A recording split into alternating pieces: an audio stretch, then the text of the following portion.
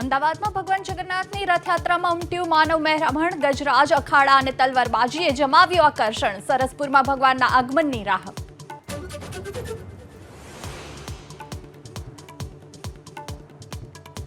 મુખ્યમંત્રી ભૂપેન્દ્ર પટેલે અમદાવાદની રથયાત્રાનું સીએમ ડેશબોર્ડથી કર્યું રિયલ ટાઈમ મોનિટરિંગ. ઉચ્ચ અધિકારીઓ પણ રહ્યા હાજર.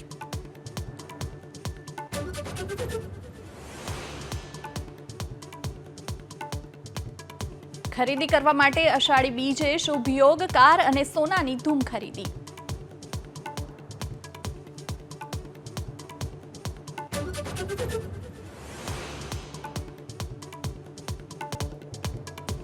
ચિલોડા શામળાજી હાઈવે પર ખાડાઓને લઈ સાંસદ શોભનાબેને નેશનલ હાઈવે ઓથોરિટીને લખ્યો પત્ર. યુદ્ધના ધોરણે સમારકામની માંગ.